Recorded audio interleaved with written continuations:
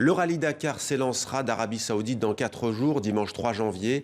La Fédération internationale des droits de l'homme a saisi cette occasion pour mener une vaste campagne.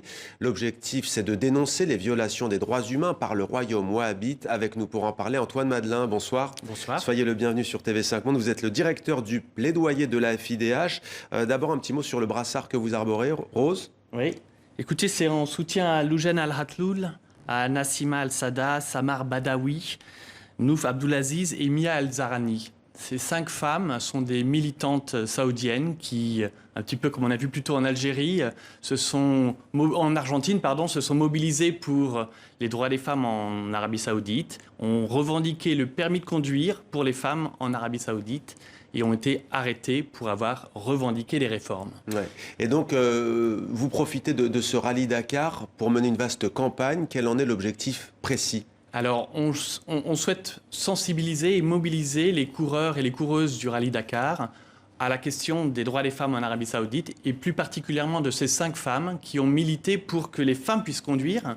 Il y aura dimanche sur la ligne de départ 15 coureuses qui pourront conduire pendant le rallye Dakar. On souhaite les mobiliser pour qu'elles puissent porter leur voix et appuyer la demande de libération de ces militants. Mais là, est-ce que vous avez réussi ou pas? Parce que c'est dans quelques jours. Hein. Vous avez des nouvelles? Vous les avez contactés, ces pilotes? Alors, on les a contactés. On demande qu'elles se mobilisent pendant le rallye Dakar, qu'elles relayent sur les réseaux sociaux le hashtag I Stand With Saudi Heroes et portent un brassard rose aussi ou une couleur rose pour sonner un hommage à ces femmes. Et parmi ces femmes que vous avez citées, donc Loujain Al-Hatloul, on en parlait ici même sur TV5 Monde avant-hier.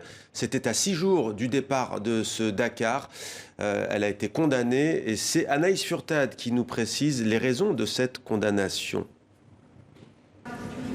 Sur de nombreux clichés, Loujain Al-Hatloul garde le sourire malgré la difficulté de son combat.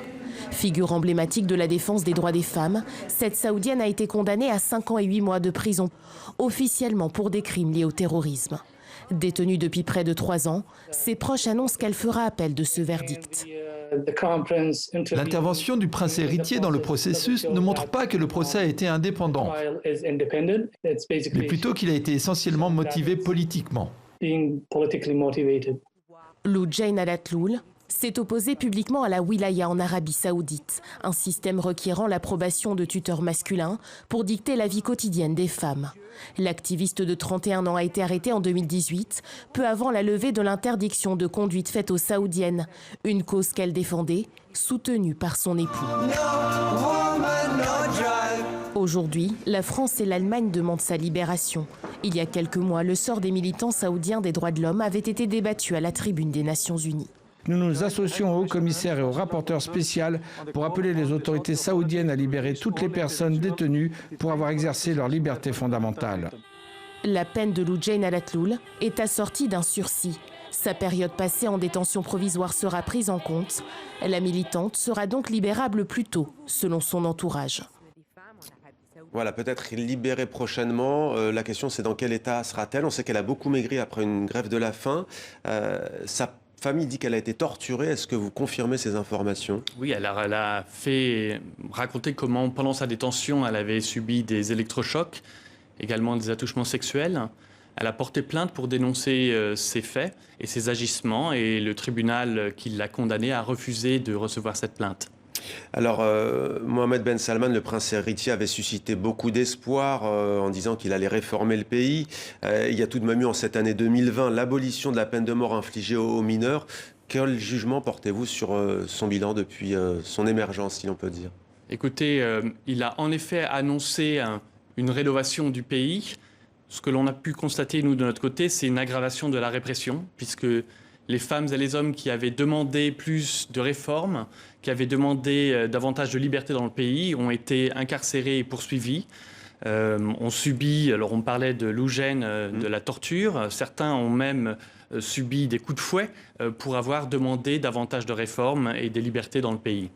Alors, il y a tout de même cette question souvent que l'on pose, hein, les droits humains sont-ils sacrifiés sur l'autel de ce qu'on appelle la réelle politique? On parlait de la condamnation des jeunes militants pro-hongkongais. La Chine signe aujourd'hui avec l'Union européenne un accord de libre-échange, si l'on peut dire, en tout cas d'accès au marché chinois.